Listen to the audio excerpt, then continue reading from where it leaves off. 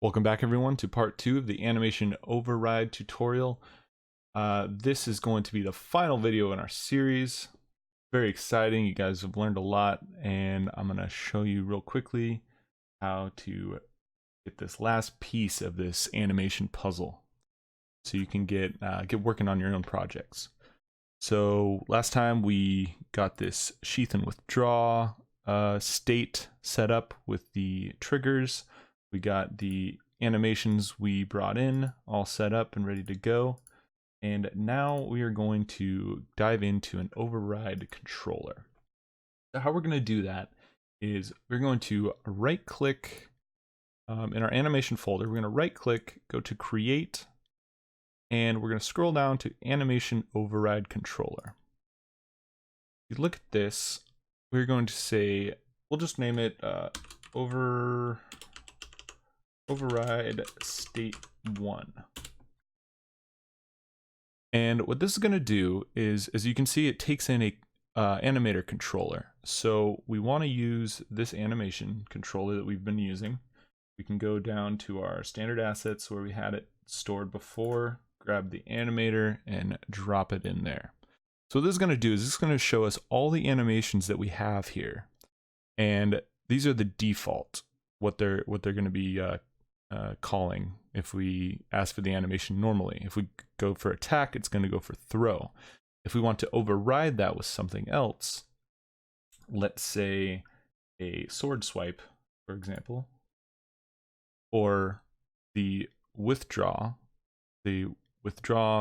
sword from its sheath, or sheath the weapon back, then we can grab sheath and drop it where withdraw would be. And then the animation, when we call it, will be replaced if we have this override state active.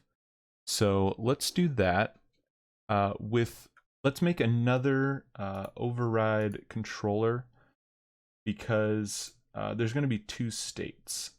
We want to throw when it's sheathed, and we want to do a sword swipe when it's unsheathed. So let's make one more animator override controller, and we will say override state 2.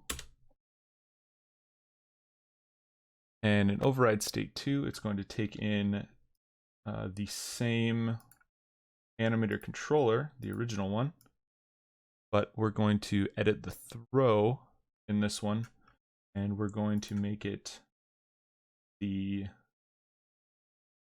sword attack. Okay, so now that we've done both of those, let's dive into code to see how we're going to make this work. So we're going to pull up our combat script, and we're going to need to make a couple fields here so that we can get this all to work. First thing is we need to tell our character what the animator override controller is. So we'll do another serialized field, and it's going to be of type animator override controller.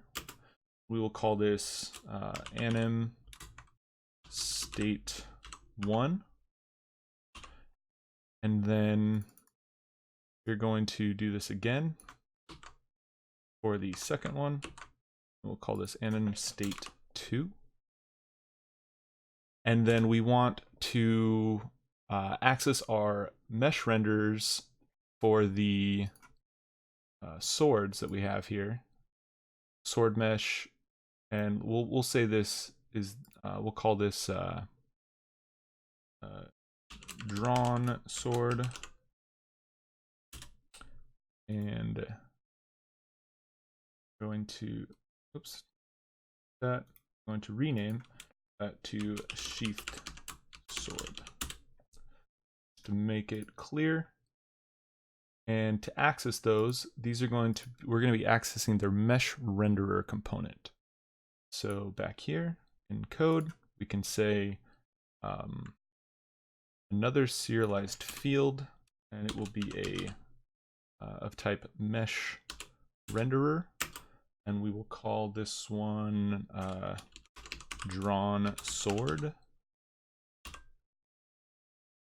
and do that again for the sheathed sword. Oops, sheathed sword. Perfect. Oops. Okay. Now that we have that done, we need a way. First, we need a button we need to declare an input button to or key to say what draw and sheath are, and we also need a state of either sheathed or unsheathed. So let's add real quick. Let's add one more variable. Let's add a bool sheathed, and we're going to set that equal to true because it starts out sheathed in its scabbard.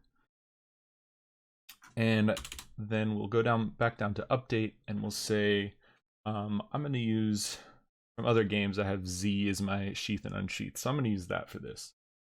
I'm going to say if input dot get key down this time, not mouse button, and we're going to say the key code dot Z, and that will give us the Z key on the keyboard. And we will say if we press this key, we want our animator to set the trigger sheath and oops. See, I gotta be careful on the strings there. So sheath withdraw. Copy. And so set trigger a string of sheath draw. Okay, so that's going to trigger that animation. Now, we need to tell it if it's sheathed or unsheathed, depending on the bool. We want it to be doing different animations. So we'll say if it is sheathed, if it is in the true sheathed state. By default, if you say if sheathed, it means if sheathed is true for a Boolean. Then we want to have the animator controller take over and switch the animation state. So how we do that is we're going to say anim, or animator, dot runtime animator controller. I'll do that again real quick. Runtime, it's only one that shows up there. The runtime animator controller. What that do is that's going to hand over power to the animator controller at runtime. The reason we had to do two states, we couldn't just like drop one off and go back, is I haven't found a way for it to go back to the original animator after it is handed off in runtime. There wasn't a revert that I could find or anything like that. So that's why we're going to do it this way. We're going to say anim dot runtime animator controller equals anim state 1. So what that's going to do is that's going to say, hey, we know you have this override here. Here you go. Here's control. Now override state 1. We're going to do all the same animations except for instead of withdraw, we're going to have sheath. And then for the next one, we're going to say else. So if not sheathed, then anim dot runtime animator controller equals anim state 2. And then we can alternate between those depending if we have the sword out or sheathed, scabbard. But we need to make sure to change the state of sheathed. So under here we'll say sheathed now equals false, so that it's not running through this every time the update. It's just going to check only if we press the input key, and then only if it's sheathed or not, it'll choose between those. And just for testing, since we're writing a whole lot, let's do a debug.log to make sure that weapon is withdrawn,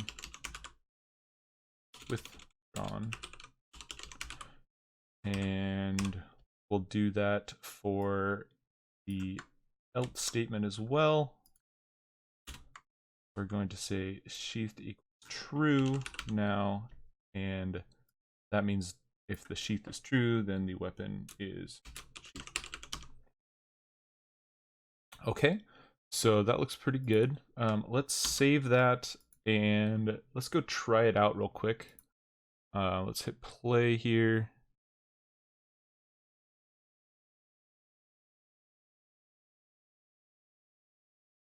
All right, so let's try to throw.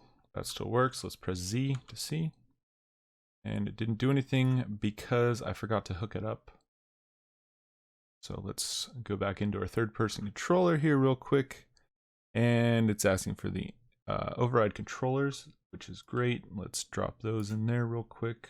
State 1 and State 2. And the drawn swords we haven't done as well. Actually, before we do this and save it, let's do this in the prefab.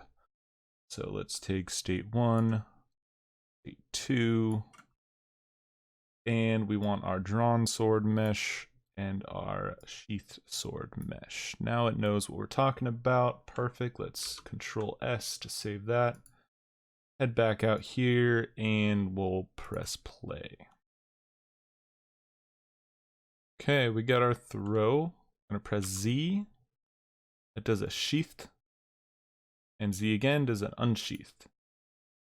And the sword attack is kind of funny. So let's go check that out real quick.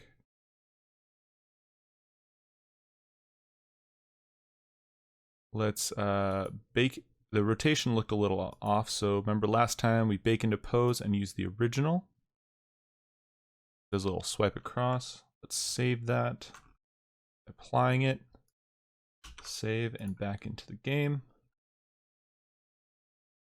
Okay, we got a throw and we got a sheath and an unsheath. So when we unsheath, it does the sword attack, but it originally sheaths a weapon. So I think that means that we have some backwards in our logic here. That might be the way I ordered this. So let's say the first state we want to actually none, no changes, and the thrown then becomes the sword attack. And then swap these two real quick.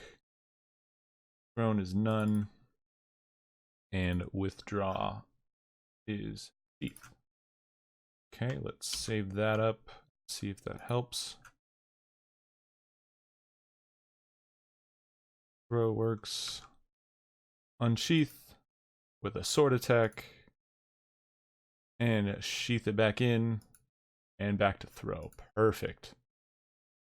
So that is looking really good. One last thing is we need the sword to actually show up in our hands. So I want to do this last because we didn't want to get errors from triggering the animation events as we've seen before. So let's go to sheath weapon and scroll down under animation and let's make a new animation event at the point where he puts the sword back in. That's where we will take off the mesh renderer in his hand and put it into his scabbard. We'll add this event and call it let's call it sheath, I guess, since we're using that. Sheath sword. We'll just say sheath because it's just a function. Call it sheath. That's going to create that function in the world. And then we will go to withdraw, edit that, find the same point when he's reaching in right about there. And we'll add that event and we'll say withdraw. Withdrawing the weapon. Okay, so we'll apply that there. Make sure we applied sheath as well. We did. Perfect. Okay, so now we need to put those functions into our code. Let's put it in here at the bottom. So we'll say void withdraw and that looks good. It says there is one.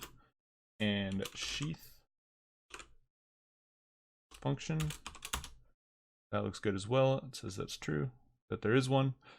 So what are we going to do here? We are going to say the drawn sword, one in our hand, when we withdraw it from the scabbard, we want drawn sword dot enable equal true, and we want the sheathed sword dot enable to be equal to false. So what that's going to do is that's going to turn on and off the mesh render states.